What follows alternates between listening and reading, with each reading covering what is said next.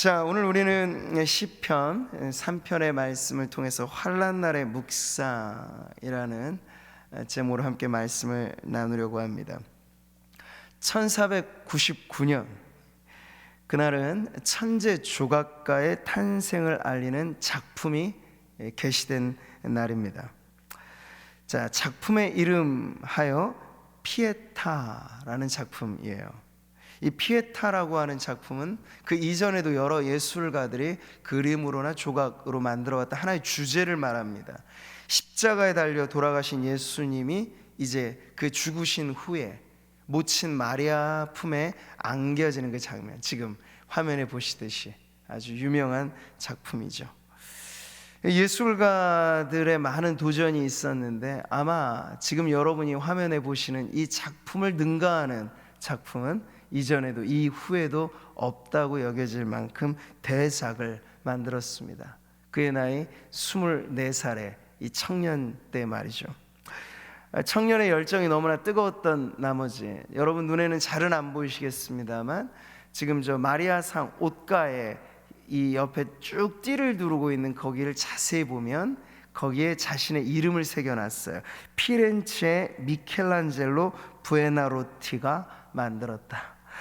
도대체 이 대작을 누가 만들었을까 사람들이 너무 궁금해했기도 했고, 설마 이 24살의 청년이 만들었을까 그런 의심들도 있어서 그가 새겨놨어요. 물론 미켈란젤로는 이 한 작품 외에 아마 마음에 찔렸던 것 같아요. 하나님 앞에 드려지는 작품에 감히 자신의 이름을 새겨놓다니 하는 그런 찔림이 있었던지 그의 평생 어떠한 작품에도 자기의 이름을 새겨놓은 적은 없습니다.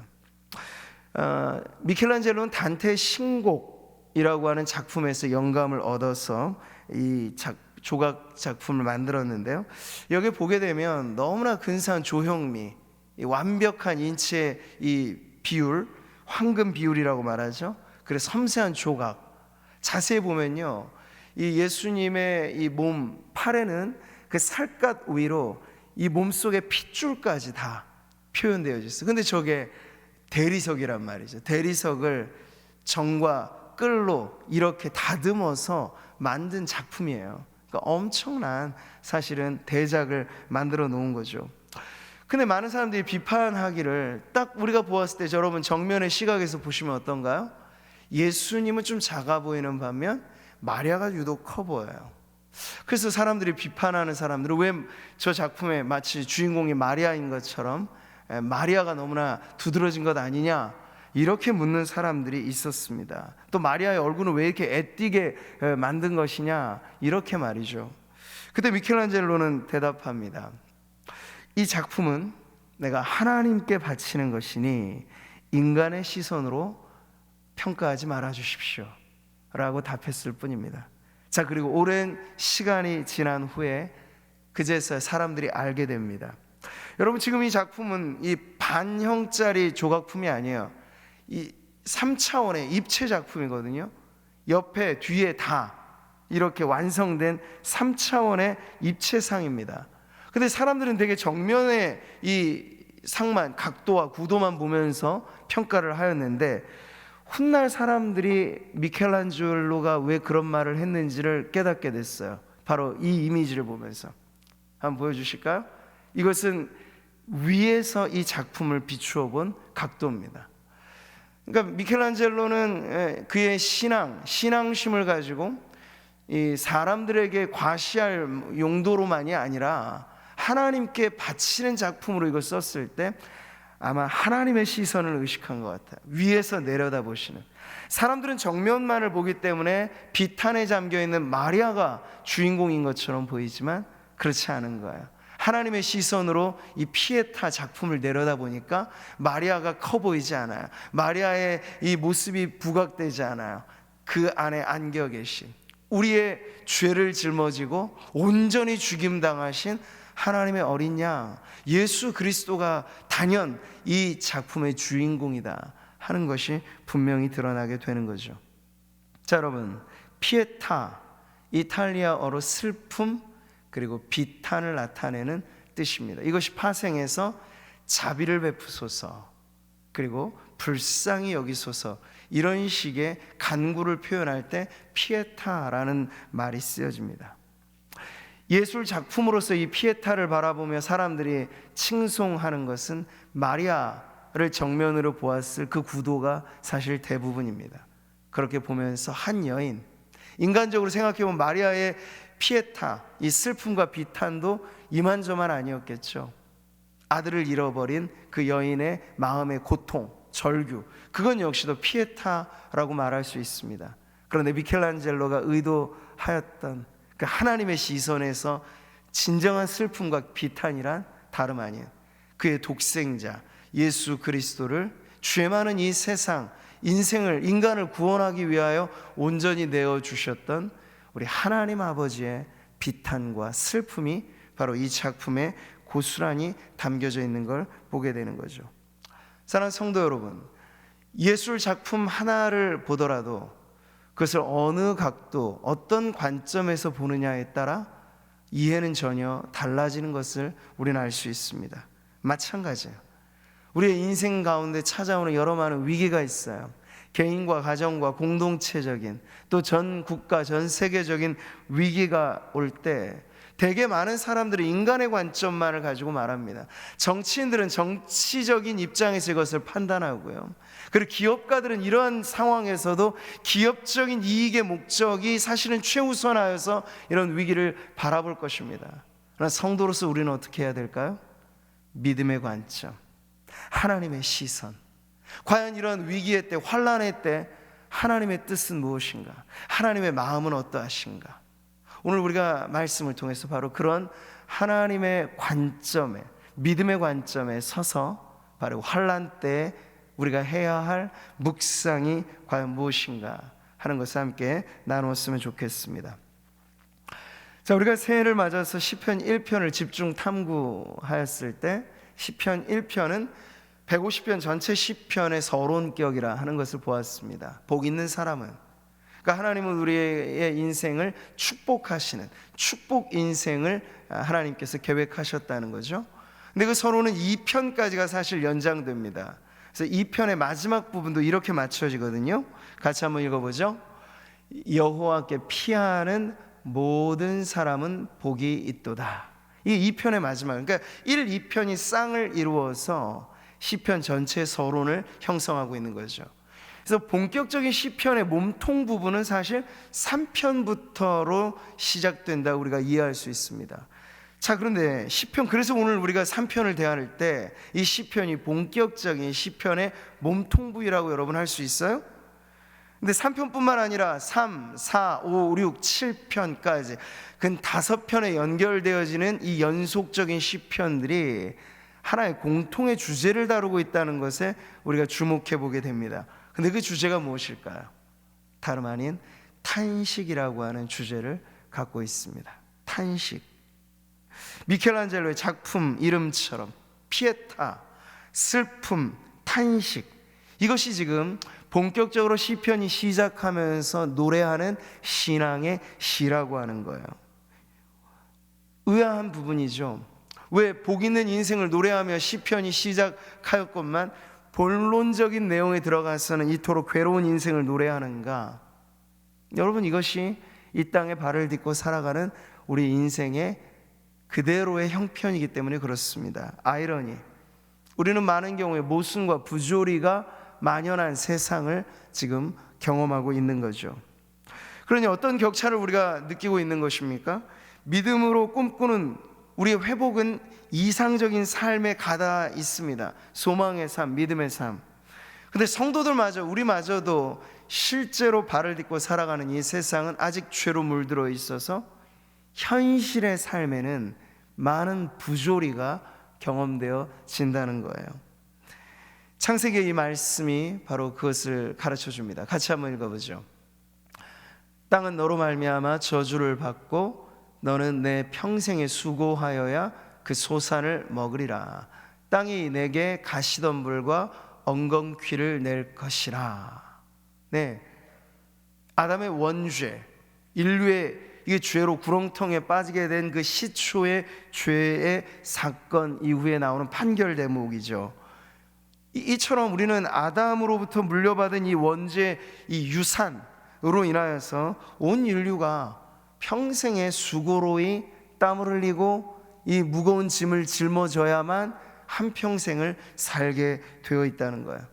근데 문제는 인류만이 아닙니다. 자연의 만물 역시도 저주를 받아 엉겅퀴가 나고 뒤틀려지고 기형, 지금 변종의 바이러스잖아요. 변형, 많은 문제들이 곳곳에서 온 인류의 역사상, 전염병은 지금의 문제만이 아닙니다. 중세기 때는 흑사병으로 알려진 패스트로 인해서 인구의 거의 절반가량 3분의 1 이상이 그 짧은 시간에 목숨을 잃게도 되었으니까요.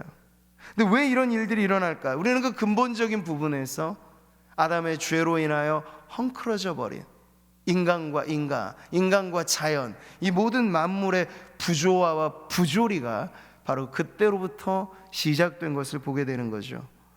그래서 로마서가 말하는 피조물의 탄식이 이런 거잖아요. 피조물이 다 이제까지 함께 탄식하며 함께 고통을 겪고 있는 것을 우리가 아느니라 라고 말씀하고 있습니다. 그러니 우리는 미켈란젤로의 이 작품이 이 수세기 전에 만들어졌지만 지금도 우리에게 여전히 웅변적인 메시지를 준다는 거예요. 모든 만물이 슬픔과 비탄에 잠겨 있다라는 것을 말이죠. 자, 오늘 시편 3편 본 시편은요, 우리가 본론을 읽기 전에 사실 그 위에 표제가 붙어 있어요. 그 표제의 내용이 이제 이렇습니다. 다윗이 그의 아들 압살롬을 피할 때 지은 시라고 말이죠. 다윗의 시로 지금 표제가 붙어 있습니다. 자, 축복의 서론을 지나 이 탄식의 본론을 노래하는 이 시에 붙어 있는 이 표제는요, 이 시가 그냥 진공 상태에서 낭만적인 어떤 감상 속에 쓰여진 시가 아니고 아주 냉혹한 현실 속에 쓰여진 시라고 하는 것을 우리들에게 가르쳐주고 있습니다. 근데 여기 붙어있는 표제가 이만저만한 공경이 아니라 정말 끔찍한 환란에 다윗이 처해 있었다는 걸 보여주죠. 그의 아들 압살롬을 피할 때 지은 시라고 되어 있으니까요. 자, 이 말에서 우리는 다윗이 이 시를 쓰게 된 그 당시의 상황이 얼마나 처참했는가 하는 것을 알 수 있습니다. 사실은 낭만적으로 말해서 시를 쓸 만한 상황은 전혀 아니었던 거죠. 극심한 곤란, 공경 가운데 그의 영혼이 거의 터져나올 듯한 절규로 울부짖은 것이 훗날 이 시로 기록되어졌다는 것이에요. 자, 여러분, 하나님의 사람 모세가 가르쳐주는 인생이란 어떤 것입니까? 바로 이런 거죠. 우리의 연수가 70이요, 다윗의 생애가 딱 70살까지 살았어요. 그 70에 꽉 찬 인생 말이죠. 근데 그 앞선 모세가 노래하는 시가 이거예요. 우리의 연수가 70이요, 강건하면 80이라도 그 연수의 자랑은 수고와 슬픔뿐이요, 신속히 가니 우리가 날아가니이다. 수고와 슬픔뿐인 것이 인생이라 하나님의 사람 모세의 마지막 즈음에 그가 노래했던 인생 시가입니다. 다윗의 인생이 이랬다는 거예요. 우리가 성경의 이 역사서를 펼쳐보면요, 뭐 사무엘 상하, 역대기 전체에 걸쳐서 다윗의 생애가 아주 파란만장한 생애가 쫙 펼쳐져 있습니다. 다윗만큼이나 이렇게 인생의 수많은 풍파를 경험한이 없다 여겨질 정도로 그는 환란의 기가 막힌 구렁텅이에 수차례 수없이 빠져본 경험이 있었던 사람이었습니다. 자, 구약성경 역사서에 그렇게나 많은 지면으로 할애되어지는 이 다윗의 생애가 딱 두 구분하자면 그거예요. 왕이 되기 전 다윗, 왕이 되고 난 다음의 다윗, 이렇게 이 구분되어집니다. 이세 아들의 말째로 태어나서 양측이 목동 시절의 다윗이 어느 날인가 사무엘의 예고 없는 방문을 받고 그에게 예고 없이 기름 부음을 받게 되죠. 꽃다운 청소년기에 그는 사무엘로부터 기름 부음을 받았습니다. 그로부터 30세 그가 유다 족속의 정식 왕으로 등극하기까지 10수년의 세월이란 여러분 어떤 세월이었는지 아세요? 기름 부음을 받은 덕에 그는 곧장 이제 이 왕궁의 악기 켜는 자로서 사울 왕에게 들린 귀신을 내쫓는 궁중의 악사로 등용되기도 했고, 또 골리앗이라고 하는 엄청난 거구의 이 대적을 물리치는 혁혁한 공을 내세워서 이제 사울의 군대 진영을 진두지휘하는 장군이 되기도 하였습니다. 근데 문제는요, 다윗의 이런 공과가 계속해서 올라갈수록 사울의 시기심이 점점 들끓었다는 거예요. 그래서 처음에는 총애하였던 신하입니다. 총애하였던 왕이 다윗에게는 사울이었습니다. 그뿐 아니에요. 그가 큰 공과를 세우자 약속대로 그의 딸 미가를 아내로 주어서 다윗과 사울의 관계는 이제 장인과 사위의 관계까지도 되었어요. 그럼에도 불구하고 사울 왕의 적개심은 이내 수그러들지 않습니다. 그래서 이 십수년의 세월이라고 하는 건 사울이 죽을 때까지 도망자요 망명자로서 그가 이 파란의 세월을 보내게 된 것을 알 수 있죠. 그래서 30세가 정식 헤브론에서부터 이 왕으로 등극하여 7년간 이 유다 지파의 왕으로 행세하면서 이제 그 이후에 통일 왕국 시대를 거쳐 근 40년간 재위 기간을 갖게 될 때, 여러분 이제 왕이 된 다윗은 진정 성군으로서 모든 백성들의 이 존경과 그러한 선망의 대상이었던 믿음의 통치자로 자리를 잡습니다. 근데 웬걸요? 성경이 보여주는 다윗의 인생 후반전, 왕이 된 이후의 다윗의 생애는 우리가 흔히 생각하는 어떤 위인들, 영웅들의 이야기하고는 사뭇 다릅니다. 성경은 어느 곳에서도 인간을 영웅시하지 않거든요. 있는 모습 그대로의 모습을 보여줍니다. 그랬을 때 다윗이 오히려 흠과 티와 죄로 얼룩진 세월은 왕이 되기 이전보다도 오히려 왕이 된 이후에 많이 일어나게 된 것을 알게 되죠. 그 중에 가장 결정적인 과오이자 범죄는 바로 충신 우리아의 아내였던 밧세바를 간음하는 그러한 죄를 범하게 된 거예요.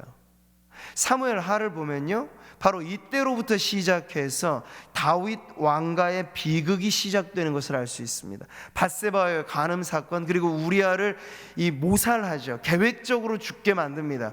그 이후에 그가 회개하며 썼던 시가 시편 51편으로 남아있기는 합니다만, 그 이후에 다윗 왕가는 그 자식들로부터 비극적인 역사가 이어지게 되는 거예요. 그의 첫째 아들 암논이 압살롬은 넷째 아들이거든요. 압살롬의 여동생 이 다말을 추행하는 사건을 발단으로 해서 이 가정에 비극이 일어나게 된 거예요. 이에 대해서 압살롬은 누이 동생을 끔찍히 범했던 그 배다른 형 암논을 계획하에 죽이게 됩니다. 형제가 서로를 죽이는 그런 끔찍한 비극이 일어나게 되고, 이 일이 발단이 되어서 압살롬은 결국 아버지의 목에 칼끝을 겨누는 반역의 일에 선동에 서게 되는 것이죠. 자, 보세요 여러분, 지금 이 시가 쓰여지게 된 배경을 지금 우리가 살펴보고 있는 거예요.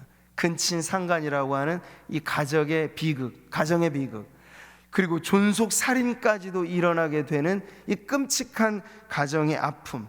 그러니 다윗은 화려한 왕관을 쓰고는 있었지만 그 왕관 아래 다윗의 삶이란 어둡고 침침한 매우 무거운 인생의 고통을 하나가득 짊어지고 그가 살아가고 있다는 것을 알 수 있는 거죠. 비록 성군으로 추앙받은 다윗 왕이었지만 압살롬의 추격에 도망가는 그의 민낯은 온 백성 앞에 부끄러운 왕으로 그 역시도 도망자의 또다시 시작되는 도망자의 인생을 보여주게 됩니다. 사무엘 하에 바로 다윗이 아들 압살롬의 추격에 도망하였던 그 당시의 상황을 이렇게 보도해 주죠. 같이 한번 읽어보겠습니다.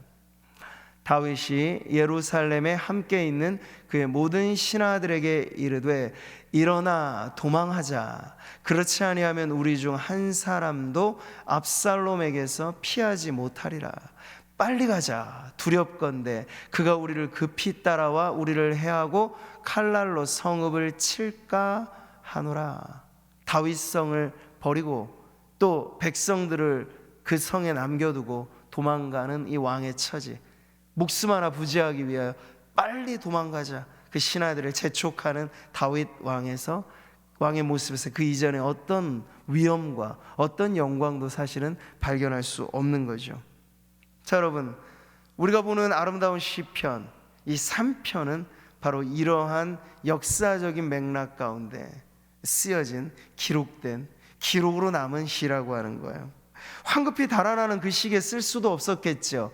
지나고나 사건이 마무리된 시점에 그때 그 심정을 고스란히 담아서 그는 이것을 시로 남겨두었던 거예요. 자, 1절이 그런 점에서 우리에게 와닿는 의미는 조금 더 다르게 와닿지 않을까 싶은데요. 같이 한번 읽어보겠습니다. 여호와여, 나의 대적이 어찌 그리 많은지요. 일어나 나를 치는 자가 많으니이다.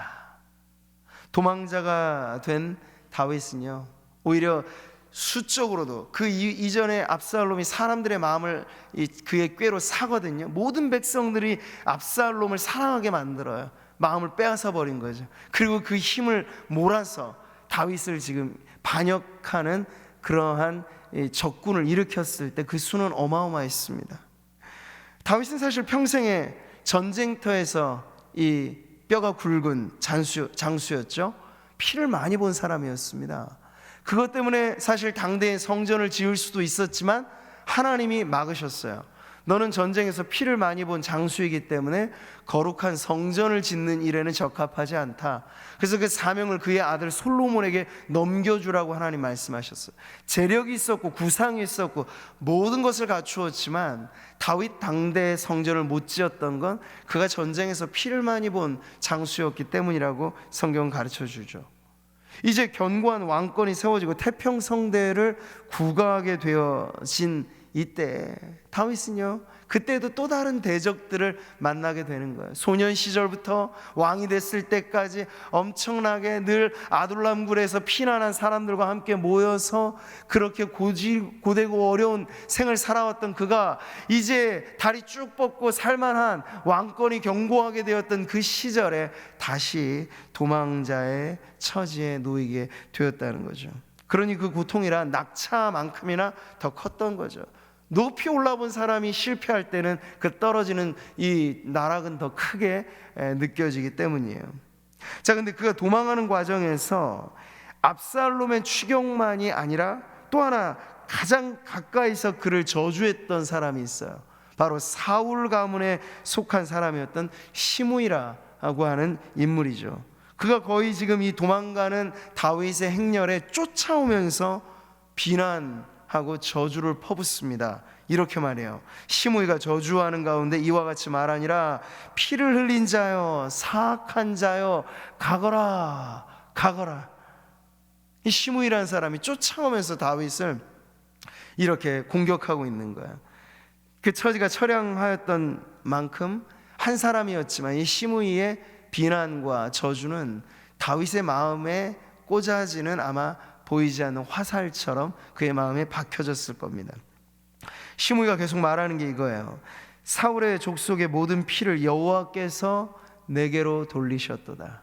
지금 다윗이 이런 처지가 된 게 하나님께 벌을 받았다고 얘기하는 거예요. 시므이는 그를 이어서 내가 왕이 되었으나 여호와께서 나라를 내 아들 압살롬의 손에 넘기셨도다. 이게 하나님의 뜻이라고 지금 말하고 있는 거예요. 시므이가 보라, 너는 피를 흘린 자이므로 화를 자초하였느라. 네가 옛날에 저질렀던 사울 가문을 그리고 그 많은 사람들에게 피 흘린 그 죄가 지금 너에게 인과응보로 주어진 거라고 지금 시므이가 저주하고 있는 거죠. 다윗이 강성했을 때는 시므이라고 하는 사람은 존재 자체가 보이지 않는 사람이었어요.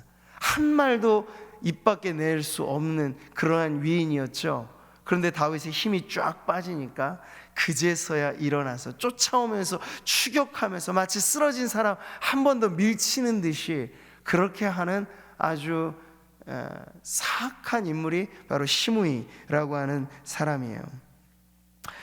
오늘 시편 2절에 여러분 노랫말이 바로 이런 배경을 갖고 있는 거야. 많은 사람이 나를 대적하여 말하기를 그는 하나님께 구원을 받지 못한다 하나이다. 시므이가 하나님의 이름을 걸고 다윗을 저주하잖아요. 놀랍죠, 여러분? 당신이 어찌 까닭없이 그런 공경에 처했겠는가? 말하자면 이런 거예요. 하나님이 당신과 함께 한다면 어찌 이런 일을 당할 수 있단 말인가? 그러니 생각해보라. 당신이 믿는 하나님이라고 하는 존재가 없거나 아니면 있더라도 하나님에게 당신이란 존재는 이미 안중에도 없어져 버렸다. 당신은 철저히 버림받은 인생이라, 이렇게 이야기하는 거죠. 여러분, 성도가 공경에 처할 때, 교회가 어려움에 직면하게 될 즈음 되면요, 세상은 기다렸다는 듯이 교회를 공격합니다. 믿지 않는 사람들은 믿는 자들을 공격합니다. 보라, 당신들의 모습이 이러니 그 모습이, 그 꼴이 하나님이 정말 살아계시다면 그렇게 당할 만한가? 그게 가능한가? 이구동성하여 말하는 세상의 소리는 시므이의 저주와 흡사한 것이죠. 그렇기 때문에 여러분, 이런 순간이 너무나 중요한 거예요. 다윗의 개인의 실존적인 환난뿐만 아니라 성도 개개인이 경험하는 우리의 환난의 때 우리는 이러한 공격에 직면하게 된다는 거예요. 어떤 공격입니까? 우리의 믿음을 뒤흔드는 공격이라고 하는 것이죠. 큰 시험거리가 우리 앞에 놓이게 되는 겁니다. 자칫 잘못하면 이 순간 우리는 세상의 그 숱한 말소리에 함몰될 수 있습니다. 그래서 세상의 음성에 따라 성도들 중에도 환난과 어려움의 때 하나님의 존재와 하나님의 능력이 의심스럽게 여겨지는 흔들림을 경험하기도 이란 너무나 쉬운 일이고, 뿐만 아니라 진정 하나님이 나를 사랑하신다면 내가 이렇게 될 수 있는가? 진정 하나님이 나를 사랑하시는 것이 맞는가라고 하는 그런 하나님의 인격적인 사랑에 대한 흔들림까지도 경험하게 될 수 있다는 거죠. 이게 바로 우리가 환난에 처할 때 찾아오게 되는 신앙적인 문제입니다. 자, 이때 오늘 시편에서 우리는 한 가지 해결의 단초를 보게 돼요. 아주 작은 하나의 단어, 괄호 안에 묶여져 있어서 평소에는 잘 읽지도 않는 단어. 그게 뭔가요? 셀라라고 하는 단어예요. 셀라. 우리 눈에 들어오는 이 단어는 악보에 기록된 하나의 음악 부호와 같은 역할을 하는 단어입니다. 당시 시편에 쓰여져 있는 모든 시가들은 이 유대인들의 예배나 그들의 모임 가운데 읊혀지거나 또는 노래로 불려지는 형태로 예배의 노래들이 되어 사용되었습니다. 악장을 필두로 하여서 회중의 노래가 바로 시편으로 사용되어졌던 거죠. 그랬을 때 이 셀라라고 하는 단어의 정확한 의미는 사실 알 수는 없습니다만, 확정하기는 어렵습니다만, 대개는 음악 부호로서 악기 소리를 조금 높여라 아니면 멈춰라 하는 이런 뜻이거나, 아니면 이것이 읽혀지는 과정에서 대개가 그렇게 추정합니다. 이 셀라의 부호가 찍혀져 있는 곳에는 잠시 멈추라고 하는 쉼표로서 이 셀라가 의미를 찾고 있는 거죠. 그러니까 음악적 부분에 이 휴지 부호 내지는 이 시를 읽어나가는 데 있어서 잠시 멈추라고 하는 멈춤 부호, 쉼표로 이 셀라가 여기 적혀 있다는 거예요. 자, 여기는 우리는 음악적인 의미뿐만 아니라 그저 어떤 읽어가는 독법에 쓰여지는 단어만이 아니라 이 셀라가 여기 찍혀 있는 이 자리가 매우 중요하다는 것을 영적인 의미에서 발견할 수 있습니다. 여러분, 호랑이 굴에 들어가도 정신만 바짝 차리면 산다라고 하는 속담이 있죠. 공경에 처할 때, 세상의 말소리가 가득 들려올 때, 지금 보세요. 우리가 살고 있는 지금 이 세상이 얼마나 많은 뉴스에 뉴스가 더해지고 속보, 사람들이 뉴스를 확인하면서 자신도 알지 못하는 새 두려움을 계속해서 가중해 가고 있는 것이 이 미디어의 방법론입니다, 사실상.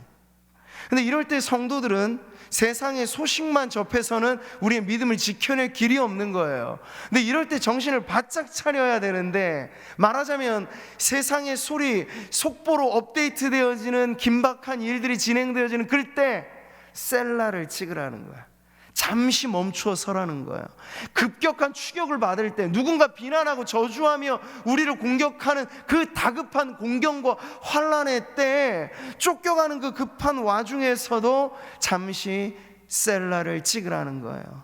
멈추어 서서 환난 때에 묵상을 하라는 요구가 바로 오늘 이 말씀의 이 위치에 이 셀라라고 하는 부호가 우리들에게 가르쳐주는 바인 것이죠. 목숨마저 부지하기 힘든 환난 날, 다윗은 그날을 돌아보면서 시적 기호로서만이 아니라 모든 성도들이 후대에 오고 오는 많은 이 자신의 시를 읽어 하나님의 역사를 이해하게 될 수많은 믿음의 후예들에게 영혼의 상태에 대한 지침으로서 또 이 셀라를 찍어주고 있는 거죠. 영혼의 쉼표로 말이에요. 잠시 머물러 묵상해야 될 때는 언제입니까?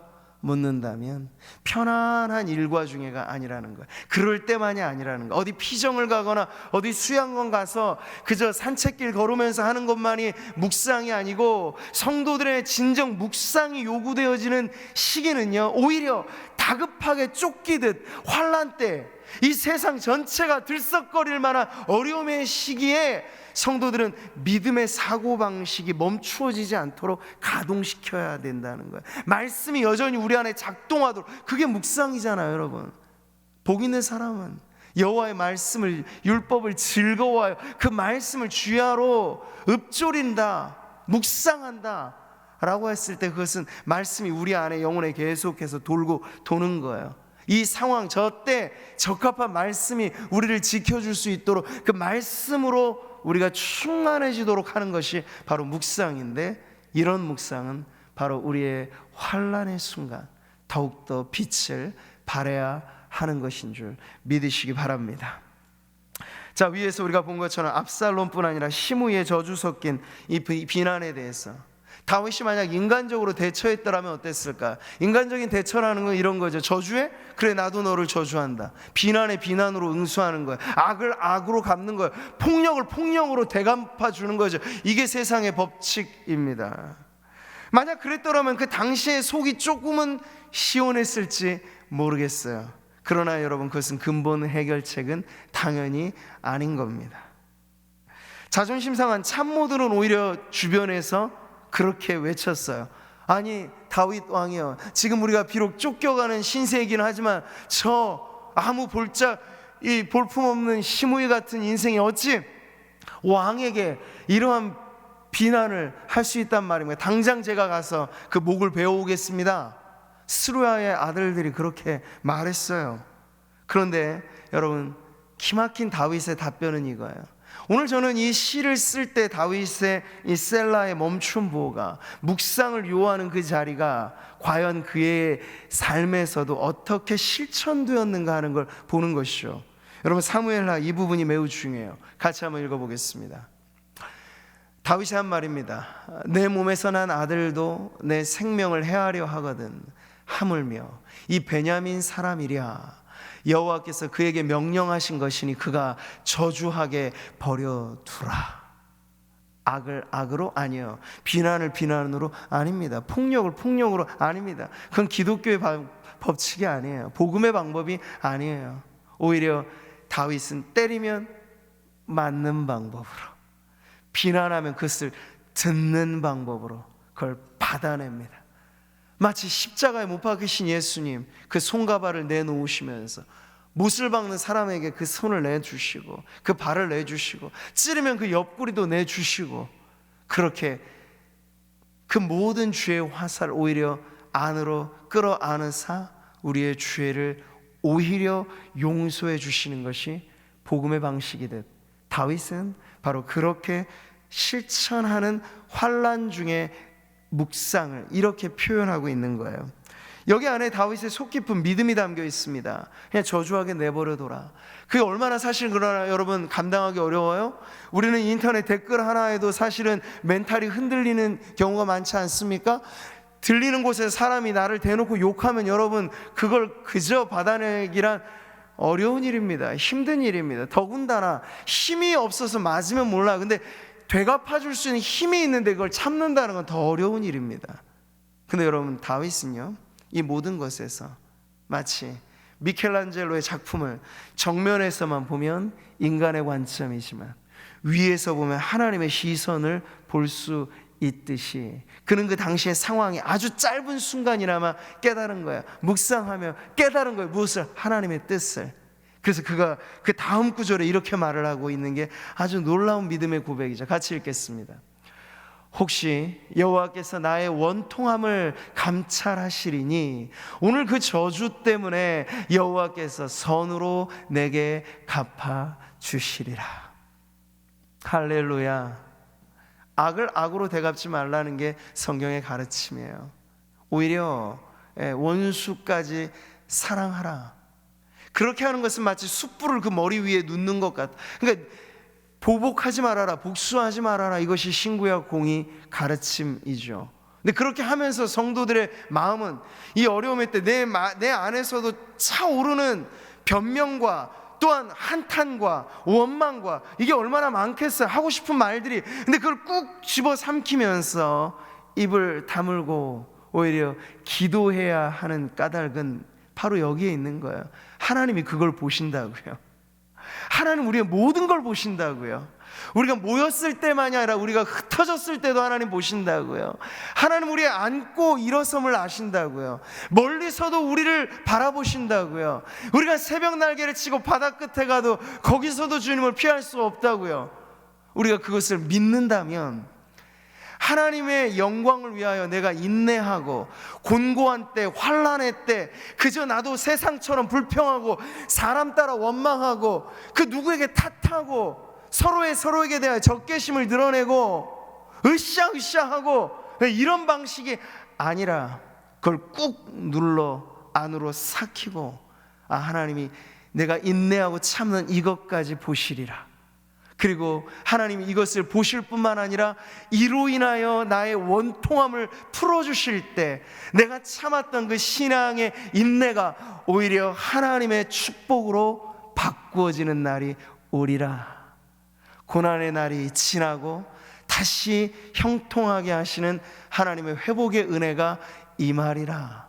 다윗의 믿음은 바로 그의 깊은 묵상을 통해서 이와 같이 고백되어진 것이죠. 사랑하는 성도 여러분, 환난 날의 묵상, 오늘 우리는 시편 3편의 말씀에서 쉼표처럼 찍혀있는 그 셀라까지를 도달하면서 다윗의 인생의 역사상 사울 왕의 추격 이후에 가장 큰 시험거리였던 위기 중의 위기였던 이 압살롬의 반역의 사건에서 그가 짧지만 그 다급하게 피해가는 그 도망가는 순간에 그리고 시므이의 저주와 비난을 들었던 그 순간에 그가 잠시 멈추어 하나님의 뜻을 깨닫고 악을 악으로 갚기보다 비난을 비난으로 응수하기보다 오히려 하나님의 선하심을 묵상하며 하나님의 도우심을 간구하였던 것처럼 오늘 저와 여러분이 지금 우리가 살아가고 있는 이 시절 누구나 다 어렵다 말하는 이런 환난의 때 성도라면 더욱이 우리는 멈추어 서서 믿음이 우리 안에 작동되어야 할 때가 바로 지금인 것을 깨닫게 되시기를 바랍니다. 그럴 때 우리의 인간적인 생각만으로 탈피하기 어려운 것이 환난입니다. 말씀이 여러분 안에 머물고 말씀을 통한 묵상이 여러분 안에 가동되어서 나의 환난도 주님이 보고 계시다. 내 인생에 꽃 피었던 봄날만 보시는 것이 아니라 이파리 다 떨어진 겨울철 나목, 벌거벗은 나무처럼 내 인생이 아무것도 없이 이렇게 환난 가운데 넘어진 이 순간에도 하나님은 나를 보신다. 코람데오의 신앙을 여러분 가지시고 바로 이 순간 우리에게 요구하는 오늘 성경의 가르침, 환난 날의 묵상으로 하나님 앞에 나아가는 저와 여러분 되기를 바랍니다.